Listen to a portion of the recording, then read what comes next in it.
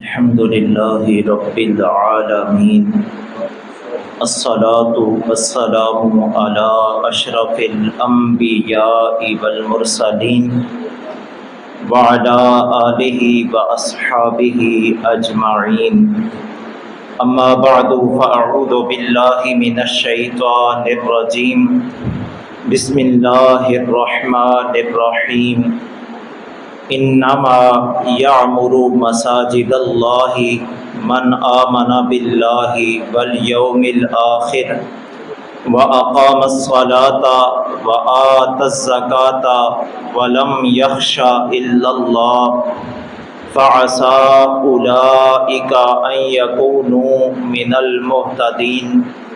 صدق اللہ مولانا العظیم۔ ان اللہ وملائکتہ یصلون علی النبی یا ایہا الذین آمنوا صلوا علیہ وسلموا تسلیما۔ اللہم صلی علی سیدنا ومولانا محمد وعلی آل سیدنا ومولانا محمد وبارک وسلم۔ الصلاۃ والسلام علیک یا سیدی یا رسول اللہ وعلی آلک واصحابک یا سیدی یا حبیب اللہ۔ الصلاۃ والسلام علیک یا سیدی یا رحمۃ للعالمین وعلی آلک واصحابک یا سیدی یا خاتم النبیین۔ اللہ رب العزت کی حمد و ثنا اور حضور سید عالم جان کائنات مصطفیٰ کریم صلی اللہ علیہ وآلہ وصحبہ وسلم کی پاکیزہ بارگاہ میں درود و سلام کا نذرانہ پیش کرنے کے بعد عزت و احترام کے لائق جملہ برادران اسلام، احباب زیباکار، بزرگوں، دوستوں، توفیق الہی سے میں اور آپ نماز جمعہ کی ادائیگی کے لیے جامعہ مسجد پیر مدرسہ کے خوبصورت ماحول میں تشریف فرما ہے۔ رب ذوالجلال کی پاکیزہ بارگاہ میں التجا ہے، اللہ کریم ہم سب کی نماز جمعہ قبول فرمائے اور جمعہ شریف کی جملہ برکات ہم سب کو عطا فرمائے۔ احباب گرامی قدر، آج کی خوبصورت نشست میں اس بات پہ گفتگو ہوگی کہ اسلامی معاشرے میں مسجد کا کیا کردار ہے اور مسجد کی اہمیت کیا ہے۔ پچھلے جمعہ پہ میں نے آپ احباب کے سامنے نماز کے حوالہ سے گفتگو کی تھی، تو ایک دو دوستوں نے یہ بھی کہا کہ مزید اس پہ نماز کے حوالہ سے 2-3 جمعات کے موقع پہ آپ گفتگو فرمائیں، تو میں نے مناسب سمجھا کہ مسجد اور نماز دونوں لازم و ملزوم چیزیں ہیں، اس لیے دونوں کا ذکر، دونوں کی اہمیت اور ہماری زندگی میں دونوں کا کردار کیا ہے، اس حوالہ سے چند باتیں قرآن و احادیث کی روشنی میں عرض کروں گا۔ اللہ کریم میری زبان پہ کلمۃ الحق جاری فرمائے، ہم سب کو قابل عمل باتوں پہ عمل کی توفیق عطا فرمائے۔ قرآن مجید کتاب حکمت صحیفہ نور میں سے میں نے ایک آیہ مقدسہ تلاوت کرنے کی سعادت حاصل کی۔ پارہ نمبر 10 سورۃ التوبہ، رب ذوالجلال ارشاد فرماتا ہے، انما یعمر مساجد اللہ من آمن باللہ والیوم الآخر۔ محض صرف اللہ کی مسجدیں وہی لوگ آباد کرتے ہیں جو اللہ پہ ایمان رکھتے ہیں اور آخرت کے دن پہ ایمان رکھتے ہیں۔ وآت الصلاۃ وآت الزکاۃ واقام الصلاۃ، اور وہی لوگ اللہ کے گھر مساجد کو آباد کرتے ہیں جو زکوٰۃ فرض ہو تو ادا کرتے ہیں، نماز قائم کرتے ہیں، ولم یخش الا اللہ، اور جن کے دلوں میں اللہ کے سوا کسی کا ڈر نہیں ہوتا، فَعَسَىٰ أُولَٰئِكَ أَن يَكُونُوا مِنَ الْمُهْتَدِينَ۔ اللہ فرماتا ہے یہی وہ لوگ ہیں جو ہدایت یافتہ ہیں، اللہ انہیں ہدایت کا نور عطا فرماتا ہے۔ آپ نے قرآن مجید کی آیہ مقدسہ بما ترجمہ سماعت کر لی، مفہوم ہمارے سامنے یہ آ گیا کہ اللہ کے گھر مساجد جو ہیں یہ ایمان والے آباد کرتے ہیں۔ ایمان والے ہی وہ ہوتے ہیں جو فرض زکوٰۃ ادا کرتے ہیں، نماز قائم کرتے ہیں اور اللہ کے علاوہ کسی سے ڈرتے نہیں، وہی ایمان والے اللہ کے گھر مساجد کو آباد کرتے ہیں۔ مساجد کی آبادی کیسے ہوتی ہے؟ اہل علم نے رہنمائی فرمائی، تفسیر خازن میں اسی آیہ مقدسہ کی روشنی میں موجود ہے یہ بات۔ مساجد کی آبادکاری میں سے چند باتیں یہ ہیں کہ مسجد میں جھاڑو دینا، مسجد کی صفائی کرنا، مسجد میں بیٹھ کے دنیاوی باتوں سے پرہیز کرنا، مسجد میں کوئی ایسا کام نہ کرنا جو قرآن و سنت کے منافی ہو، مسجد میں اللہ کا ذکر کرنا، مسجد میں اللہ کی عبادت کرنا اور قرآن و سنت پہ مبنی درس سننا، یہ مساجد کی آبادکاری میں شامل باتیں ہیں۔ اللہ کریم سے دعا کرنی چاہیے اللہ ہمیں مسجد میں داخل ہونے کی سعادت عطا فرمائے، تو ساتھ مسجد کے آداب اور مسجد کا جو مقام ہے اس کا لحاظ رکھنے کی بھی سعادت عطا فرمائے۔ حضور رحمت کائنات سید عالم صلی اللہ علیہ وآلہ وسلم نے اپنے مقدس زمانے میں مسجد کی اہمیت زمانے کے سامنے بڑے خوبصورت انداز میں رکھی ہے۔ آپ دیکھیے، مطالعہ کر کے دیکھ لیجئے، اسلام اور پیغمبر اسلام صلی اللہ علیہ وآلہ وسلم کی نگاہ میں مسجد کا کردار بڑا ہی اعلیٰ کردار ہے۔ وہ کیسے؟ حدیث میں آتا ہے حضور رحمت کائنات علیہ السلام نے ارشاد فرمایا، من بنا للہ مسجدا صغیرا کانا او کبیرا بنى اللہ لہ بیتا فی الجنہ۔ ترمذی شریف کی حدیث ہے، رسول کریم علیہ السلام فرماتے ہیں جو خوش نصیب انسان اللہ کا گھر مسجد تعمیر کرواتا ہے، چاہے وہ مسجد چھوٹی ہو یا بڑی ہو، اللہ تعمیر کرنے والے کو جنت میں ایک گھر بنا کے دے دیتا ہے۔ مسجد چاہے چھوٹی ہو یا بڑی، تعمیر کرنے والے کے لیے جنت میں اللہ ایک گھر بنا دیتا ہے۔ یہ کتنا بڑا اعزاز ہے، کتنا بڑا رتبہ ہے مسجد کی تعمیر میں حصہ لینے والوں کا۔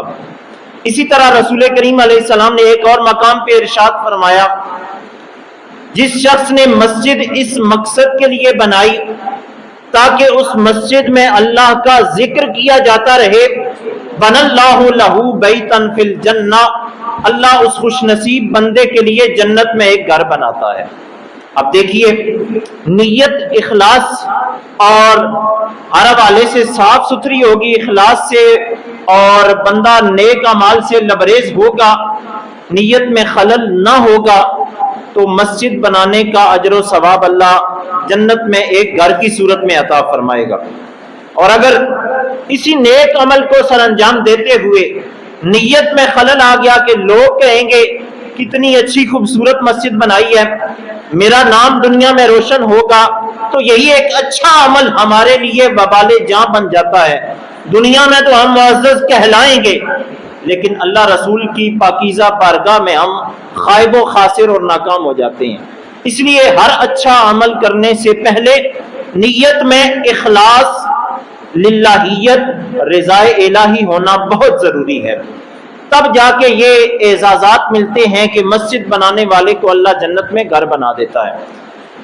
حضور رحمت کائنات سید عالم صلی اللہ علیہ وآلہ وسلم جب مکہ شریف سے ہجرت کر کے مدینہ طیبہ تشریف لائے، آپ سرور کائنات علیہ السلام نے سب سے پہلا کام جو مدینہ شریف میں داخل ہونے سے پہلے کیا، وہ کام یہ تھا کہ رسول پاک علیہ السلام نے اللہ کا گھر مسجد تعمیر کیا۔ نماز کا وقت ہوا، حضور سید کائنات علیہ السلام نے نماز ادا فرمائی جس جگہ پہ، وہاں پہ مسجد بن گئی۔ حضور نے مسجد بنانے کا حکم دیا اور اس مسجد کا نام ہے مسجد قباء۔ آج بھی مدینہ شریف میں داخل ہونے سے پہلے جو معززین حج و عمرہ کی سعادت حاصل کرتے ہیں انہیں علم ہے کہ مسجد قباء وہاں پہ موجود ہے۔ یہ مسجد تعمیر کروائی کس نے؟ ہمارے حضور رحمت کائنات علیہ السلام نے۔ کب تعمیر کروائی؟ مکہ مکرمہ سے ہجرت کر جانے کے بعد مدینہ شریف میں داخل ہونے سے پہلے سب سے پہلا کام رسول کریم علیہ السلام نے جو اسلام کی خاطر کیا وہ مسجد قباء تعمیر کروائی۔ پھر ساتھ ہی حضور نے فرمایا من تطہر فی بیتہ، جو خوش نصیب بندہ اپنے گھر سے وضو کر کے آئے، پاک صاف ہو کے آئے، پھر میری اس مسجد قباء میں داخل ہو اور یہاں آ کے جو اس کے مقدر میں ہے نماز ادا کرے، اللہ اس خوش نصیب بندے کو ایک مقبول عمرے کے برابر ثواب عطا فرماتا ہے۔ یہ اعزاز ہے اس مسجد قباء کا جسے میرے رسول نے، آپ کے کریم آقا نے اپنے مبارک ہاتھوں سے تعمیر کروایا ہے۔ تو یہ سب سے پہلا کام حضور نے کیا کیا؟ مسجد تعمیر کروائی، تاکہ اسلام کا قلعہ مسجد ہے، وہاں سے دین پھیلانا ہے، تو یہ بہت ضروری عمل ہے، مسجد بنائی گئی۔ اس کے بعد سرکار نے دو اور عمل کیے۔ نبی کریم علیہ السلام نے مسجد بنوانے کے بعد دوسرا عمل جو کیا وہ مؤاخات مدینہ ہے۔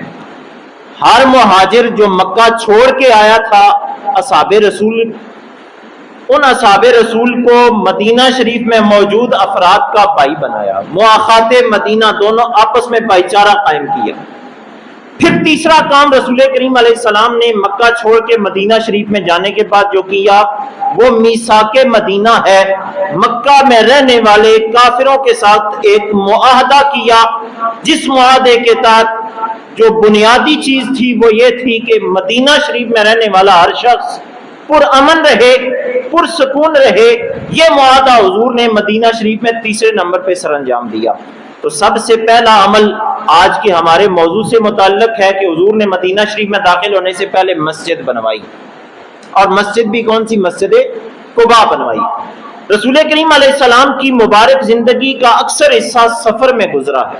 حضور جہاں جہاں سے گزرے، نماز کا وقت آیا سرکار نے وہیں مسجد تعمیر کروا دی۔ نبی کریم علیہ السلام نے سفر کے دوران کثیر تعداد میں مساجد بنوائیں۔ یہاں سے ہمیں یہ بات معلوم ہوتی ہے کہ مسجد انسان کی زندگی میں بڑا اہم کردار رکھتی ہے، اس لیے سرکار نے سفر میں ہو یا حضر میں ہو پہلا عمل جو کیا ہے وہ مسجد کو تعمیر کروایا ہے۔ جمعہ شریف فرض کب ہوا، کیسے ہوا؟ اب دیکھیے حضور مدینہ شریف تشریف لا رہے ہیں، جمعہ سرکار نے ادا فرمایا، جس جگہ پہ جمعہ حضور نے ادا فرمایا مدینہ شریف کے قریب، وہاں مسجد جمعہ آج بھی قائم ہے۔ حضور نے جمعہ کی نماز ادا کی، جمعہ اہل ایمان پہ فرض ہو گیا، اور حضور نے ساتھ ہی وہاں پہ ایک مسجد کی بنیاد رکھی اور مسجد کا نام رکھ دیا گیا مسجد جمعہ، تاکہ قیامت تک آنے والے انسانوں کو پتہ چل جائے یہ وہ مسجد ہے جہاں سب سے پہلے ہمارے حضور نے نماز جمعہ ادا کی اور امت پر فرض ہوئی۔ اور مخلوق خدا آج جو جمعہ کی نماز ادا کرتے ہیں، سرکار کی سنت پہ بھی عمل ہے، اللہ کی طرف سے فرض بھی ادا ہو رہا ہے، اور ایک عظیم الشان مسجد کا علم ہمارے ذہن میں آ گیا کہ مسجد جمعہ کیوں بنی، کب بنی، کیسے بنی، یہ آپ کے سامنے ذکر کر دیا گیا۔ تو مسجد جمعہ یہ اس حوالہ سے بھی بڑی معزز مسجد ہے کہ وہاں سب سے پہلا جمعہ حضور نے ادا فرمایا۔ تو نبی کریم علیہ الصلوۃ والسلام کی سیرت طیبہ سے ہمارے سامنے یہ بات واضح آ گئی کہ جہاں جہاں مسجد کی ضرورت پیش آئی، نبی کریم علیہ السلام نے خود وہاں پہ مسجد تعمیر کروائی۔ اب آپ دیکھ لیجئے، جب حضور مدینہ شریف میں تشریف لے گئے تو مسجد نبی تعمیر کروائی گئی۔ مسجد نبی شریف تعمیر کرانے میں حضور سید کائنات علیہ السلام نے خود حصہ لیا۔ سرکار نے سب سے پہلے خود تعمیر کے لیے جو پتھر اس وقت دستیاب تھے اپنے مبارک ہاتھوں سے اٹھائے، مسجد نبی شریف کی تعمیر میں لگائے۔ اصحاب رسول نے یہ منظر دیکھا، جوق تر جوق محبت رسول میں سرشار اصحاب رسول بھی مسجد نبی شریف کی تعمیر میں پتھر اٹھا کے لاتے اور مسجد شریف کی تعمیر میں اپنا کردار اور حصہ ڈالتے۔ حتیٰ کہ جب مسجد نبوی شریف بن گئی تو مسجد نبی شریف کے بنانے کا جو مختلف مورخین نے لکھا ہے طریقہ وہ یہ تھا کہ مسجد کی جو ستون تھے وہ کھجور کے تنوں کے تھے، چھت کھجور کے پتوں کی تھی، اور جو فرش تھا وہ کچی مٹی اور کچھ کنکر ڈالے گئے۔ اس کیفیت میں اور اس محبت بھرے انداز میں وہ مسجد بنائی گئی کہ اس زمانے کے معززین اصحاب رسول اس مسجد میں سرکار کے پیچھے نماز ادا فرماتے، حتیٰ کہ جب بارش ہوتی تو مسجد نبوی شریف کی چھت سے پانی ٹپکتا اور نیچے زمین پہ آتا، اس کے باوجود اہل ایمان نماز نہ ترک کرتے، کیچڑ میں لت پت ہو کر بھی انہوں نے اللہ کا فرض سرکار کے پیچھے ادا کیا ہے۔ یہ ہے مسجد کا کردار جو ایمان والوں کے دل میں اس بات کی اہمیت پیدا کرتا ہے کہ جہاں مسجد ہے اس کو آباد بھی ایمان والوں نے کرنا ہے۔ یہ مسجد انتہائی عالی شان خوبصورت بنا دی گئی، اللہ اخلاص نیت قبول فرمائے جنہوں نے اس میں حصہ لیا، دامے درمے قدمے سخنے فکر سوچ دینے والوں کو بھی اللہ جزائے خیر عطا فرمائے۔ لیکن اب سب سے بڑا اہم کام جو ہمارے ذمہ ہے اس مسجد کو آباد کرنا۔ جمعہ کی نماز پہ اجتماع ہے، بڑا اجتماع ہو جاتا ہے، لیکن بقیہ جو نمازیں عام دنوں میں ان میں بھی کوشش کرنی ہے عالم اللہ کے جو مرد حضرات ہیں وہ مسجد میں فرض نماز با جماعت آ کے ادا کریں تاکہ پتہ چلے کہ مسجد آباد ہے۔ اور پھر مسجد کی آبادی میں دوسرا حصہ ہوتا ہے مسجد میں واعظ و نصیحت ہو، جمعہ کا بیان تو ہوتا ہے لیکن جمعہ کے علاوہ جو بقیہ نمازیں ہیں ہمارا یہ فرض بنتا ہے کہ اپنے امام صاحب سے ہم دینی مسائل سیکھیں، درس و تدریس کا سلسلہ مساجد میں قائم کیا جائے، ہر محلے کی مسجد میں درس قرآن درس حدیث ہو، سوالات و جوابات کی نشست ہو، اس سے دینی شعور پیدا ہوتا ہے اور دینی مسائل کو سیکھنے کا رجحان پیدا ہوتا ہے، ہماری نئی نسل اس طرح اچھے طریقے سے دین اسلام سے روشناس ہو سکے گی۔ تو یہ ذمہ داری ہماری ہے کہ ہم اپنے امام صاحب سے مسائل پوچھیں، باقاعدہ ان سے کسی ایک نماز کے بعد درس کا سلسلہ رکھوائیں اور درس خود بھی سنیں، اپنے بچوں کو بھی ساتھ لے کے ہیں۔ یہ مسجد کا کردار ہے، مسجد ہوگی، مسجد میں نماز ہوگی، نمازی آئیں گے تو پھر درس و تدریس اور ذکر کی محافل اور مجالس سجیں گی۔ آپ دیکھیے اموی مسجد جو دمشق میں موجود ہے جس کے بارے میں احادیث میں آتا ہے قرب قیامت حضرت سیدنا عیسیٰ علیہ السلام آسمان سے زمین پہ تشریف لائیں گے تو دمشق کی جامع مسجد کے مینار میں نازل ہوں گے، عصر کی نماز آپ وہاں پہ پڑھائیں گے۔ یہ اموی مسجد کے نام سے مشہور ہے، اس زمانے سے لے کر آج تک دمشق کی اس جامع مسجد میں نماز کی بھی پابندی موجود، اسی طرح وہاں کے جو ہر زمانے کے امام صاحب رہے ہیں انہوں نے درس و تدریس کا سلسلہ اس زمانے میں بھی جاری رکھا، آج بھی جاری و ساری ہے۔ اسی طرح جامعۃ الازہر مصر میں موجود ہے، بڑی مشہور جامعہ ہے، یونیورسٹی کا نام اب اس کو دے دیا گیا ہے۔ اگر تاریخ کا مطالعہ کیا جائے تو جامعۃ الازہر سب سے پہلے یہ مسجد تھی جو تقریباً 100 کنال سے بھی زائد رقبہ پہ محیط تھی، مسجد تھی بنیادی طور پہ، اور اس مسجد میں کچھ حال تھے، ایک حال ترکی سے آنے والوں کے لیے مختص، ایک حال پاکستان سے آنے والوں کے لیے مختص، دنیا کے مختلف مسلم ممالک سے علم کی طلب لے کر آنے والوں کے لیے اس مسجد میں حال بنے ہوئے تھے اور باقاعدہ وہاں پہ نوٹس بورڈ موجود تھے، اور ہر ملک سے آنے والے معززین جو علم کی طلب میں آتے تھے ان کے لیے الگ الگ ایک ماہر عالم دین وہاں پہ موجود تھے، اور انہوں نے اس زمانے میں ہر علاقے کے لوگوں کو علم دین سے روشناس کروایا۔ پھر وقت گزرتا گیا وہ مسجد یونیورسٹی کا درجہ بن گئی، اب جامعۃ الازہر کے نام سے مشہور ہے۔ آپ دیکھیے بڑے بڑے ہمارے ملک کے اہل علم ان کی علمی جو ڈگریاں ہیں ان میں کہیں نہ کہیں جامعۃ الازہر کا تذکرہ ملتا ہے۔ میں ایک شخصیت کا نام لینا مناسب سمجھوں گا، حضور ضیاء الامت جسٹس پیر محمد کرم شاہ الازہری رحمۃ اللہ علیہ جسٹس بھی رہے ہیں شرعی عدالت کے، بیرا شریف سے ان کا تعلق ہے، سرگودا ڈسٹرکٹ سے۔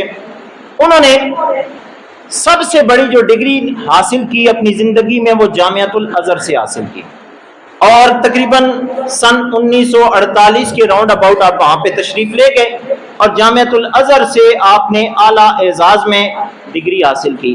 اسی طرح کئی اور نامور اہل علم ہمارے ملک سے تعلق رکھتے ہیں جنہوں نے جامعۃ الازہر سے پڑھا ہے۔ عرض کرنے کا مقصد یہ ہے کہ مسجد دین کی رہنمائی فراہم کرتی ہے، مسجد عبادت گاہ بھی ہے، ذکر کی مجلس بھی وہاں سجتی ہے، وہاں درسگاہ ہوگی، دینی مسائل پوچھے اور سیکھے جائیں گے تو مسجد کا کردار واضح طور پہ ہمارے سامنے آئے گا۔ 5 وقت کی نماز ادا کرنا تو ضروری ہے، لیکن اس کے ساتھ ساتھ مسجد کو اور مقاصد کے لیے بھی استعمال کیا جائے۔ آپ دیکھیے مسجد نبوی شریف میں ایک حصہ ایسا تھا جہاں پہ قاضی بیٹھتا تھا، حضور نے قاضی کا یہ فرض اس پہ کر دیا کہ لوگوں کے مسائل سنیں اور اس کا فیصلہ کرے۔ ایک حصہ وہ تھا جہاں پہ اصحاب صفہ رہتے تھے، سوتے بھی تھے، کھاتے بھی تھے، حضور سے قرآن و سنت کا علم بھی لیتے تھے۔ اسی طرح مسجد میں ایک حصہ ایسا تھا مسجد نبوی شریف میں کہ جہاں سے کوئی لشکر روانہ کرتا ہوتا تو سرکار وہاں سے امیر لشکر مقرر کرتے، لشکر کے درمیان میں کون ہوگا، دائیں بائیں کون ہوگا، جھنڈا کس کے ہاتھ میں ہوگا، یہ مسجد سے سارے فیصلے ہوتے تھے۔ تو یہ مسجد ہماری زندگی میں بنیادی کردار اور بنیادی حیثیت رکھتی ہے۔ مسجد کو اہمیت ہم دیں گے، عوام الناس مسجد سے تعلق مضبوط کرے گی، ائمہ کرام سے مسائل پوچھیں گے، تب جا کے اس معاشرے سے جہالت دور ہوگی۔ عملی حوالے سے ہم نے خود آگے بڑھنا ہے، پوچھنا ہے، تاکہ اللہ تعالی ہمیں دین کا فہم کامل طور پہ عطا فرمائے۔ ایک حدیث کے لفظ ہیں، حلیۃ الاولیاء میں حضرت امام ابو نعیم نے اس کو نقل فرمایا، انہوں نے لکھا ہے العلم خزائن، علم ایک خزانہ ہے، مفاتیح السؤال، علم ایک خزانہ ہے اور اس خزانے کی چابی کیا ہے؟ سوال کرنا، پوچھنا۔ فَاسْأَلُوا، فرمایا پوچھا کرو، سوال کیا کرو، یرحمکم اللہ، اللہ تعالیٰ تم پہ رحم فرمائے گا۔ سوال کرنے سے برکت یہ ہوتی ہے کہ 4 طرح کے لوگ مستفیض ہوتے ہیں۔ ایک سوال کرنے والے کو اللہ ثواب دیتا ہے، ایک سوال کا جواب دینے والے کو ثواب عطا فرماتا ہے، اور ایک سوال کا جواب سننے والوں کو ثواب اللہ عطا فرماتا ہے۔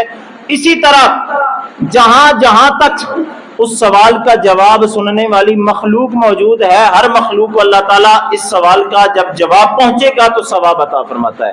اس لیے سوال کرنے سے علم بڑھتا ہے۔